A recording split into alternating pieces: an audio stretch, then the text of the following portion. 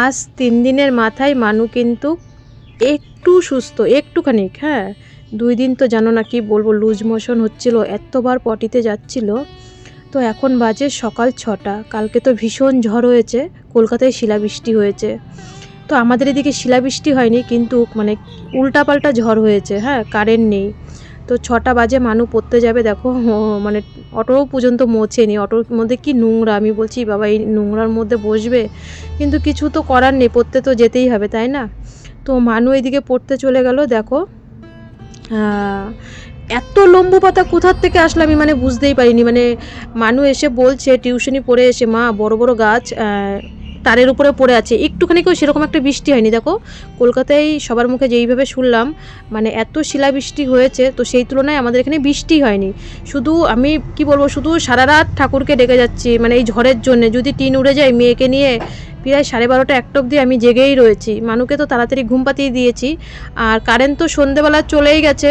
কারণ মানুর হচ্ছে 5:30টার মধ্যে রেডি হতেও তো আমাদের 15-20 মিনিট লাগে, তাই না। 6টা 15 থেকে পড়া, 6টার থেকেই পড়া, সেটা বলে 6টা 15তে করা হয়েছে। কারণ এত সকালবেলা কিছু একটা পাওয়া যায় না, তো এই কারণেই 5:30টায় উঠতে হবে। মানু তাড়াতাড়ি শুয়ে পড়েছিল আর কি। সুপ্রভাত আমার প্রিয় পরিবার, তোমরা সকলে কেমন আছো? আশা করি তোমরা সকলে ভালো আছো, আমিও মোটামুটি আছি। রিমি রূপা চ্যানেলে সকলকে জানাই স্বাগত, অনেক অনেক ভালোবাসা। তো কোথার থেকে ঝাড় দেবো, কোথায় শুরু করব, কোথায় শেষ করব, মানে বুঝতে পারছি না। 1 ঘন্টা লেগেছে জানো এই উঠান ঝাড় দিতে। আর আমি তো সন্ধেবেলা মানে রাত্রিবেলা বাসন মেজেই রাখি, বাসন মাজার ব্যাপারটা ছিল না, কিন্তু উঠান ঝাড় দিয়ে চারিপাশে উঠান ঝাড় দিতে দিতে 40-45 মিনিটের মতন লেগে গেছিলো চারিপাশে। পুরো ভিডিও তো আমরা শেয়ার করতে পারি না, তার থেকে আমরা একটু একটু করে ক্লিপ নিয়ে আমরা একটা 18 মিনিট 20 মিনিটের আমরা সবাই আর কি ভিডিও করি, তাই না। তো ভিডিও শুরুতেই মানে আমি কিছু কথা তোমাদেরকে বলবো, কারণ মানুর তোমরা জানো ওর প্রথম 2 দিন খুবই ভীষণ শরীর খারাপ ছিল। এবার গরমটাও আটকে গেছিলো। যেদিনকে আমরা শনিবার দিন কলকাতায় গেছি সেদিনকে একটু গরমও পড়েছিল। সেরকমভাবে ডাবের জল বা লেবুর জুস দিতে পারিনি, কারণ আমরা যখন শরীর থেকে রক্ত বের করি, আমি তো প্রচুর মানে অনেকবার, আজকে 14 বছরে মানে 13 বছরই ধরতে পারো, 13 বছরে আমি অনেকবার মানুকে রক্ত দিয়েছি, অনেকবার। তো আমি জানি সেই মানে শরীরের থেকে ঘাটতিটা কত হয়, কিন্তু 18 বছরের নিচে তো বা 45 কিলোর ওয়েটের নিচে রক্ত বের করা যায় না, আমরা সবাই জানি। তো মানু তো সেই হিসাবে 21 কিলো ওয়েট, তোমরা জানো, আর অনেকটা ছোট, 18 বছরের, এখনও দেরি আছে। তো ওর এইবার না খুব কষ্ট হয়ে গেছে, মানে গরমটা ভিতরে আটকে গেছে। তো আজকে একটু ঠান্ডা ঠান্ডা আছে, আমি হাত মুখ ধুয়ে চা করতে চলে এসেছি। মানে উঠানটা ঝাড় দিয়েই হাত মুখ ধুয়ে বাসি নাইটি ছেড়েই আমি চা করতে চলে এসেছি। আমার তো একটু সকালবেলা চা খেতে হয়, তোমরা জানো। তো বন্ধুরা আমি একটা কথা বলতে চাই, মানে তোমাদেরকে আমার কমেন্টের ঊর্ধ্বেই আমি বলছি। আমার কমেন্ট করেছে তারা আমার কোনো দিন ভিডিও দেখেনি, কারণ আমরা যখন কমেন্টে চলে যাব, কমেন্টের ওখানে ক্লিক করব, তখন কিন্তু দেখব যে সে আমার কোন কোন ভিডিওতে কমেন্ট করেছে। তো আমি যে সেদিনকে হালিশহরে মানে ওই দিদির বাড়িতে গেলাম, আমি আজকে নাম ধরছি না, দিদির বাড়িতে গেলাম। তো আমি কেন গেলাম বা আমি রিভিল কেন করলাম তার ঠিকানা আমি কিন্তু ভিডিও করিনি। আর সত্যি কথা বলতে আজকে হচ্ছে দিনটা মঙ্গলবার, আমি দিদির ভাইয়ের বউয়ের ভিডিও দেখলাম, আর দিদির হচ্ছে 2টো ভিডিও দেখলাম। আমি যে ঠিকানাটা রিভিল করেছি সবার একটাই, তারা আমার কমেন্ট সেকশানে এসে কমেন্ট করেছে। আমি কিন্তু আমার কমেন্ট সেকশান দিয়েই আমি কমেন্টটা করছি, মানে ভিডিওটা বলছি। তোমাদের কাছে একটাই হাত জোর করে অনুরোধ করছি, যারা আমাকে ভালোবাসো, আমার ভিউয়ার্সরা, তোমরা আমাকে ভালোবাসো, তো তোমরা কিন্তু বলছো এর সাথে দেখা করো, ওর সাথে দেখা করো, বং মিডিয়ার সাথে, আমি নামটা বং মিডিয়া শুধু নামটা ধরলাম, আরও তো কত তোমরা নাম বলেছো যে ওর সাথে দেখা করো। আমি কোথায় কিভাবে মানে যোগাযোগ করব, আমি তোমাদেরকে প্রশ্ন করেছিলাম যে ঠিকানাটা জানলে আমাকে দিও। আমি বিশ্বাস করো এই প্ল্যাটফর্মে আমি জানতাম না যে কারোর ঠিকানা রিভিল করতে নেই। প্লাস যে আমাকে ঠিকানাটা দিয়েছে পুরো ভুল ঠিকানা দিয়েছে, কারণ আমি একটা অবশ্যই ভিডিও করব, আমি ঠিকানা রিভিল করিনি। ঠিকানাটা আমি অন্য কারোর ভিডিওতে দেখলাম ঠিকানাটা পুরো রিভিল। আমি যখন ঠিকানাটা পেয়ে গেছি সেখান থেকে আমি ভিডিও করিনি তার বাড়িতে। আর ওনার মানে আমাদের যে কতটা আদর যত্ন করেছে। যখন দিদি বাড়ি ছিল না, আমি অবশ্যই একটা ভিডিও করব, আমি ঘুরে চলে আসছিলাম, আমাকে জোর করে হাত ধরে বাড়ির ভিতরে নিয়ে গেছে। তো আমাকে এক একজন 14-15টা কমেন্ট করেছে। সেই কমেন্টে আমি ক্লিক করে দেখি তারা আমার ভিডিওতে আর কোনো দিন কমেন্ট করেনি। আমার পজিটিভ হোক বা নেগেটিভ হোক, আমার বিএমটির থেকে যারা আমার ভিডিও দেখে, নেগেটিভ যারা দেখে তারাও কিন্তু আমাকে কম বেশি কমেন্ট করে। তার মানে কি, কম বেশি আমার ভিডিও দেখে, রোজ হয়তো কমেন্ট করে না। আর এক একজন 8টা 10টা 14টা করে কমেন্ট করেছে। তার মানে কি বোঝা যায়, সেই ভিডিওটাতেই শুধু কমেন্ট করেছে। আমি বাড়ির ঠিকানা রিভিল করেছি, এই সময় আমার যাওয়া উচিত হয়নি। অবশ্যই মানু আজকে একটু তোমাদের আশীর্বাদে, তোমাদের সকলের আশীর্বাদে, প্রভুর আশীর্বাদে একটু সুস্থ আছে। আজকে তো আমি বুধবার ভয়েস দিচ্ছি, ও স্কুলেও গেছে আজকে, আমি সেটাও তোমাদের বলে দিচ্ছি, কালকের ভিডিওতে দেখতে পারবে। তো তোমাদের হাত জোর করে বলছি, আমার ফোন নাম্বার তো দেওয়াই আছে ডেসক্রিপশান বক্সে, আমাকে পার্সোনাল কমেন্ট, মানে কারোর ঠিকানা যদি জানো আমাকে পার্সোনাল দেবে। আমার কমেন্টে তোমরা দেবে না। আমি জানতামও না যে কমেন্টে ঠিকানা দিতে নেই। কমেন্টে ঠিকানা দিলে মানে আর কি দিতে নেই আর কি, এটাকে ক্রাইম বলে না কি বলে, যাই হোক, আমি কিন্তু অতটা জানতাম না। এটাই তোমাদেরকে আমার আজকে বলার ছিল। শুভ সকাল বন্ধুরা, এখন বাজে কটা, 11টা বাজে। মানুকে এখন পড়িয়ে গেল মাস্টারমশাই, আমি এখন দুপুরে রান্না করব। তো গ্যাস শেষ হয়েছে। তো আজকে তোমার কতদিন, শনিবার দিন টাটার থেকে আসলাম, রবিবারে চাকর থেকে, রবি সোম আজকে মঙ্গলবার, 3 দিন। তো গ্যাসওয়ালারা আমাদের ঠাকুরনগরে মেলা দোকান দিয়েছে, তো গ্যাস তো দেবেই না। বাবা হচ্ছে ওই গ্যাস সকালবেলায় গেছে, বলছে কি গ্যাসের বাড়ির সামনে, মানে বিশ্বদের বাড়ির সামনে আর কি, এত লোক, বলছে মনে হচ্ছে কি মনে হয় ওদের বাড়িতে গন্ডগোল বেঁধেছে, এরকম এত লোক। তো সবাই বলছে বুক করতে হবে। আমি আজকে অনেক বছর, 3-4 বছর মানে বাড়িতে থাকি না, আজকে এই 18 মাস ধরেই ঠিকভাবে বাড়িতে থাকি। তো ব্যাঙ্গালোরে যেতাম, তো বাবা তো হচ্ছে গ্যাসে রান্না করতে পারে না, বা গ্যাস নিতেও না, বুকটুকু করা হয় না 3-4 বছর। এখন বলছে গ্যাস বুক করতে হবে, বুক না করলে গ্যাস দেবে না। এখন কি করব, স্টোভে রান্নাবান্না করছি, কাঠ তো আছে, এবার কাঠে ওই ভিজে রয়েছে সব, মানে বৃষ্টির জন্যে সব হচ্ছে কাঠ ভিজে রয়েছে। এখন একটু মাছের ঝোল ভাত করব, বেশি তেল মশলা দেবো না। মানুষ তো 2 দিন তো মানে লুজ মোশন হচ্ছিল বলে একটু শুধু ওই রুই মাছ এনেছে, রুই মাছ কি করবো রে মানু, মাছটা ঝাল করবো না কি করব, মাছটা সেরকম একটা ভালোও না, জ্যান্তও না, কি করব সেটাই ভাবছি। তো সকালবেলা গায়েঘাটা পড়তে গেলো, এখন আবার পড়িয়ে গেল। তো এত বেলায় তোমাদের শুভ সকাল বলছি, কি বলো তো, মাস্টার ঘরে মাস্টার থাকলে আমি একটু ক্যামেরায় কথা বলি না, মাস্টার চলে গেলো তারপরে করি, যার যার সম্মান আর কি, এই হচ্ছে কথা। যাই হোক, মাছের ঝোল ভাতটা করি, বিকালবেলা একটু বাজারে যাব। এই বেলায় ভাবছিলাম বাজারে যাব, মানুষ একটা ফল টল কিচ্ছু নেই, তাল মিস্ত্রি নেই, কিচ্ছু নেই, তো একটু ফল টলগুলো আনবো, তাই ভাবছিলাম এই বেলায় যাই। আমি এই বেলায় গেলে রান্না হবে না। আর মেন কথা হচ্ছে, জানি না কতটা ভিডিও করতে পারবো, মাত্র 7%, সেই কালকে সন্ধেবেলা 4% চার্জ। হ্যাঁ, তো কালকে সন্ধেবেলা কারেন্ট গেছে, এখন বেলা 11টা বেজে গেছে, এখনও কারেন্ট আসেনি। আর ফ্রিজের বরফগুলো একদম জল হয়ে গেছে, ওর ভিতরে ইংডিশনগুলোও রয়েছে।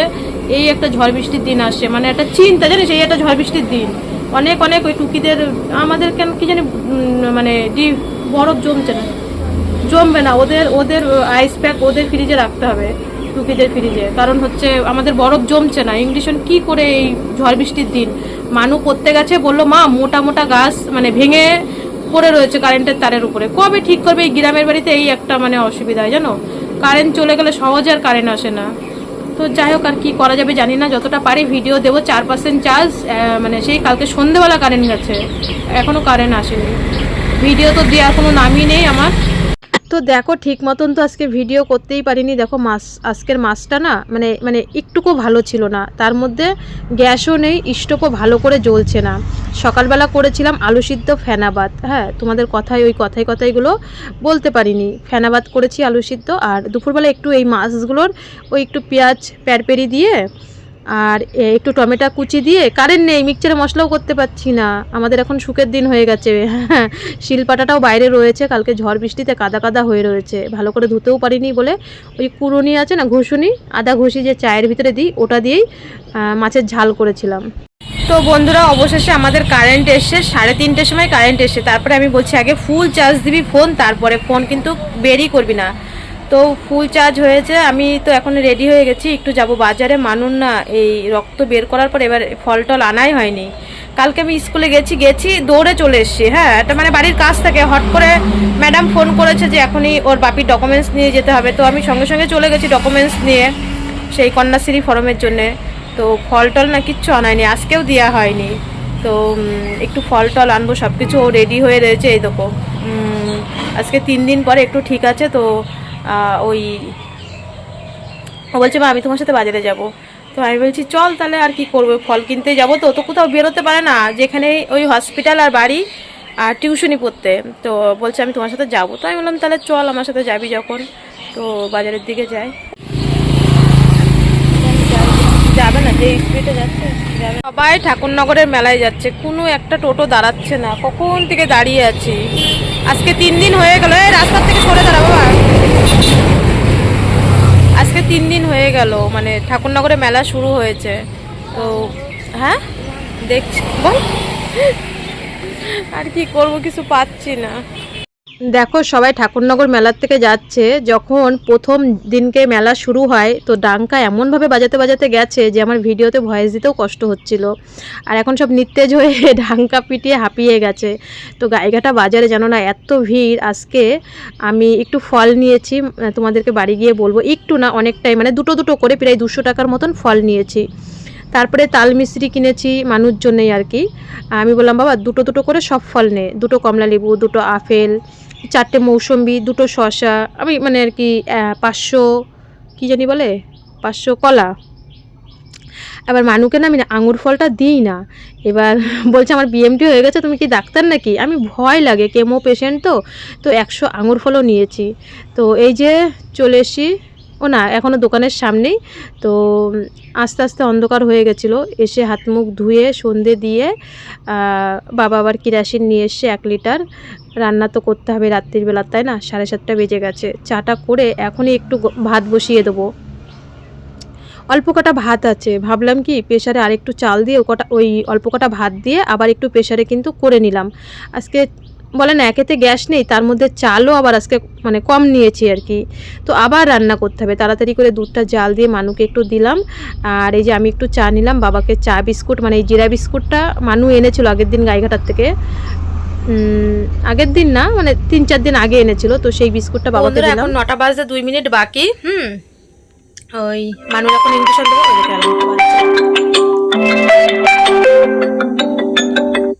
তো হচ্ছে আমি মানে 57তে দিয়ে রাখি, ইঞ্জেকশন রেডি করতে করতে হচ্ছে হয়ে যায়। তো মানুর না কালকে জানো কি হয়েছে, কালকে না 2-3 দিন হয়েছে। তোমাদের সাথে বলে এই কথাগুলো তো শেয়ার করিনি, কারণ মানুর রক্ত দিয়ে আসার পরে আমি কোনো রকম ক্যামেরাই অন করিনি। মানুর ইঞ্জেকশন না গ্যাজা গ্যাজা হয়ে যাচ্ছে, গ্যাজা হয়ে যাচ্ছে। আমি বলছি গ্যাজা হচ্ছে কেন? ফ্রিজের মধ্যেই তো রাখছি, 24 ঘন্টায় ফ্রিজ চলছে, কি করব, ডিপ ফ্রিজেও রাখা যাবে না। তারপরে মানুর হচ্ছে না বাবা কর, আমি পরে বলছি ধীরে ধীরে, ধরো 1 সেকেন্ড বলছি। এইটা আবার খুলতে পারে না, আমি খুলে দিয়ে শক্তি লাগে তো, দুর্বল শরীর তো। দাঁড়াও আমি বলছি, এখানে ফোনটা রেখে নে। এটাও খুলতে পারছো না? দাঁড়াও না, আমার হাতে ইঞ্জেকশন দেবা, ইঞ্জেকশন বিছনায় রাখবা না কিন্তু। ওই স্যানিটাইজার নিয়ে আমি একটু হাতটা স্যানিটাইজার, ওই যে স্যানিটাইজারটা, এই যে ইঞ্জেকশনটা। দাঁড়াও আমি একটু স্যানিটাইজার করে নিই হাতটা।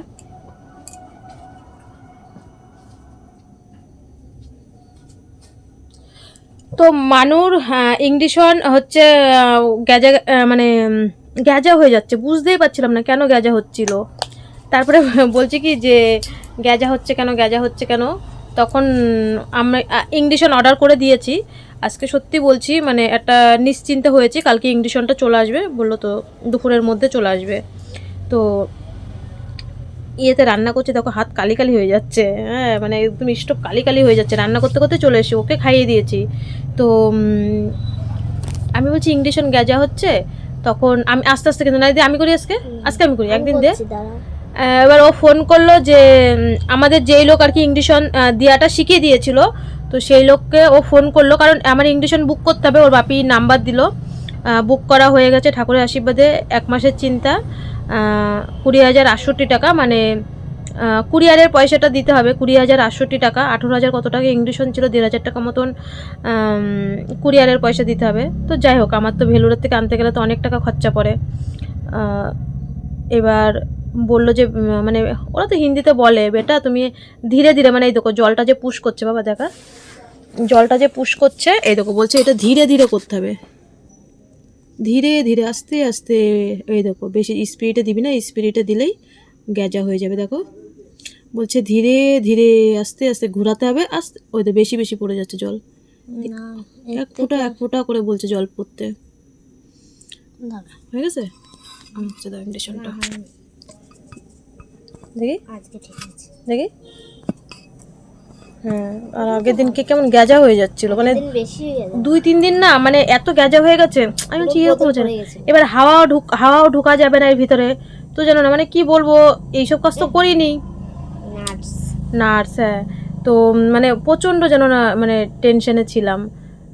আবার হচ্ছে লাল শাকটা বেছে রাখবো, কারণ কালকে মানুষ স্কুলে যাবে, শরীর খারাপের জন্য। তো 2-3 দিন আজকেই ঘর থেকে ওকে বের করলাম, মানে সকালবেলা পড়তে গেছিলো, আবার আমার সাথে বাজারে গেল।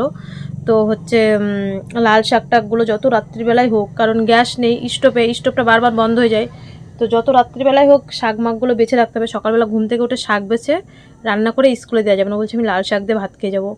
তো দাদুকে আবার শাক আনতে বললো। আজকে তো আমাদের কলোনির হাট ছিল, তাই না বাবা, মঙ্গলবারের জন্য শাক এনেছে। তো হচ্ছে শাকটাকগুলো বেছে রাখবো। তো চলো ইন্ডাকশনটা দিয়ে নিই। তো বন্ধুরা হচ্ছে মানে এই ইন্ডাকশন দেওয়া হলো, এখন ও দাদুর ভাত দেবো, মানে দেরি আছে। তো কি বলবো, মানে এই ওর ইন্ডাকশন অর্ডার দিয়েই তারপরে এই সত্যি কথা বলতে আজকে মানে প্রায় 200 টাকার মতন, অনেক দিন পরে আজকে 200 টাকার মতন, মানে ভীষণ একটা চাপ থাকে এই ইন্ডাকশনটা অর্ডার দিয়ে ফেললে। আর মানে চাপটা একটা মানে মাথায় নিশ্চিন্ত হলাম যে পড়ার মাইনা, তারপরে শরীর থেকে রক্ত বের করা, তারপরে ইন্ডাকশনের খরচা, মানে ওই তো মানে ইউটিউব থেকে তো 2-3 হাজার টাকা মানে 3-4 মাসের মাথায় গিয়ে পেমেন্ট পাই। $100 কত মানে তোমরা তো জানোই। তো ইন্ডাকশনের একটা বড় চিন্তা ছিল 3 দিন ধরে, মানে ক্যামেরা করব কি, মাথা মানে ভ্রমণের মতন ঘুরছিল। তো মানে কয় না, তিনি যেটা চাবে সেটাই আমাদের হবে, তাই না? তো ইন্ডাকশনটা অর্ডার দেওয়া হয়ে গেছে, একটা নিশ্চিন্তা হলাম, তোমাদেরকেও জানালাম, সবটাই তোমাদের জানাই। তাই আমার কাছে লাস্টে মানে কি বলবো, আজকে সব রকম ফল এনেছি, মানে এই যে 4টে লেবু, তালমিশ্রি এনেছি, তোমরা কমেন্টে বলেছো তালমিশ্রির জল দিতে, মানে আস্তটা পাইনি। কি বাবা? আঙ্গুর। ও এই যে মানে লুজ, আস্ত একটা দুলালের তালমিশ্রি পাওয়া যায় এরকম কোটো সাদা মতন, ওইটা আনলে সব থেকে বেশি ভালো হয়। হ্যাঁ ছিল, তো যাই হোক এইটাই নিয়ে এসছি। কিন্তু প্রথমে ওই লোকটা বলছিল না যে 1 কেজি হলো প্যাকেট, না 1 কেজি অত অনেক দাম, এটা দুলালে ওই ভেঙে দিয়েছে, হ্যাঁ মনে পড়েছে। এবার ওই যে লোকটা মেপে দিল না, ওই লোকটা কে বলো তো, আমাদের দোকানে রুটি দেয়। তুমি যখন পাশের দোকানে গেলে আমার সাথে কথা বলছিল, তাই এই দুলালের তালমিশ্রি। আর সব থেকে বড় কথা হচ্ছে ভিডিও করব কি জানো না, গাইঘাটা বাজারে মানে দাঁড়ানো যাচ্ছে না, ঠাকুরনগরের মেলা যাওয়ার সময় কতক্ষণ দাঁড়িয়েছি, আসার সময় কতক্ষণ দাঁড়িয়ে জানো না, মানে এত, এবার আগে যা ফ্রিজে থুয়ে, তারপরে হচ্ছে মানে ঠাকুরনগরের মেলার জন্যে এত ভিড়। তারপরে বিট লবণ এনেছি, বিট লবণ, শসা, লেবু, তারপরে 2টো আপেল, দুটো করে সব ফল এনেছি। ফলের দাম তো এখন একটু বেশি, রোজার মাস না। তারপরে হচ্ছে তোমার আঙুর ফল, 100 আঙুর ফল, তারপরে কলা, মানে সব রকমই 2টো করে সব রকম এনেছি, 500 কলা, সব কিছু দিয়ে মিলিয়ে টিলিয়ে দিয়ে প্রায় 200 টাকার মতন ফল নিয়ে এসেছি। অনেক দিন পরে আজকে 200 টাকার ফল এনেছি। তো এই হচ্ছে কথা।